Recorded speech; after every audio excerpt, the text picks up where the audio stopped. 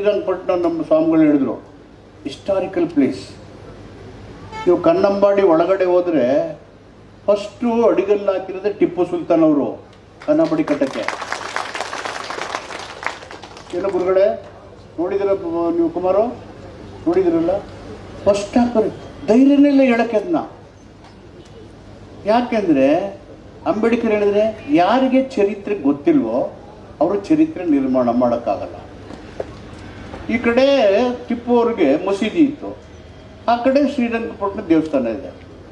ಈ ಕಡೆ ಅಲ್ಲವೋ ಅಕ್ಬರ್ ಅಂತಾರೆ, ಈ ಕಡೆ ಗಂಟೆನೂ ಹೊಡಿತದೆ. ಎರಡೂ ಕೇಳ್ಕೊಂಡಿದ್ರಲ್ಲ ಅವರು, ಎರಡೂ ಸಮಚಿತ್ತದಿಂದ ಇದ್ರಲ್ಲ.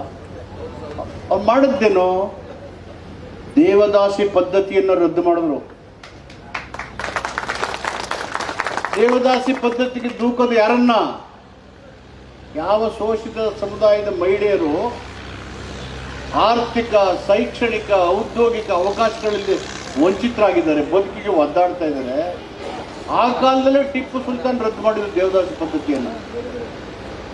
ಲ್ಯಾಂಡ್ ರಿಫಾರ್ಮ್ಸ್ ಆ್ಯಕ್ಟ್ ತಂದಿದ್ರು. ಅವ್ರ ಕಾಲದಲ್ಲಿ ಇರೋರಿಗೆ ಒಂದೇ ಒಂದು ಇಂಚು ಭೂಮಿ ಕೊಟ್ಟಿರಲಿಲ್ಲ ಅವರು ಬಡವರು. ಏನು ಕಂಟಿ ಓದ್ಕೊಂಡಿದ್ದೀಯ ನೀನು? ಕಂಟಿನ್ಯೂ ನಿಧಾನ ಬಂದಿಲ್ಲಕ್ಕೆ. ಒಂದೇ ಒಂದು ಇಂಚು ಭೂಮಿನ ಉಳ್ಳವರು ಕೊಡ್ತಿರ್ಲಿಲ್ಲ ಅವರು. ಏನು ಪುಟ್ಟೇಗೌಡ್ರೆ, ನೀವು ವಕೀಲರೆಲ್ಲ ಓದಿದ್ರಿ ನನಗೆ ಚೆನ್ನಾಗಿ. ಆಮೇಲೆ ಇನ್ನೇನು ಮಾಡಿದ್ರು ಅವರು, ಇಡೀ ಭಾರತ ದೇಶಕ್ಕೆ ಸಿರಿಕಲ್ಚರ್ನ ತಂದವರೇ ಅವರು, ಟಿಪ್ಪು ಸುಲ್ತಾನ್.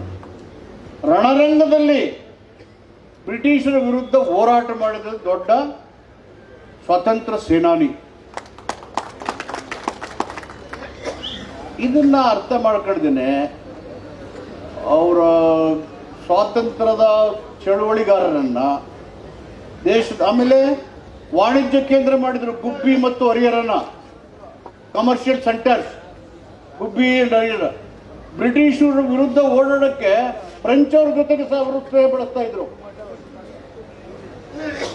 ಆ ಥರದ ವ್ಯಕ್ತಿತ್ವ ಇದ್ದಂಥ ಊರು. ಮೈಸೂರಿನ ಅರಮನೆ ಇದ್ದಿದ್ದಿಲ್ಲೇ ಫಸ್ಟು, ಇದೇ ಕ್ಯಾಪಿಟಲ್ ಗುರುಗಳು ಹೇಳ್ದಂಗೆ. ಹೀಗಾಗಿ ಇಂಥ ನೆಲದಲ್ಲಿ ಬಂಡಿ ಸಿದ್ದೇಗೌಡರು, ನಮ್ಮ ಅಮ್ಮವರು ವಿಜಯಲಕ್ಷ್ಮಿ ಬಂಡಿ ಸಿದ್ದೇಗೌಡರು, ನಮ್ಮ ಬಾಬು, ಇವರೆಲ್ಲ ನಮಗೆ ಹತ್ರ ಕುಟುಂಬದ ಸದಸ್ಯ ಇದ್ದಂಗೆ. ಅವ್ರು ಯಾರನ್ನೂ ಭೇದ ಭಾವ ಮಾಡಿದವರು, ನಿಮಗೆಲ್ಲ ಗೊತ್ತಿದೆ.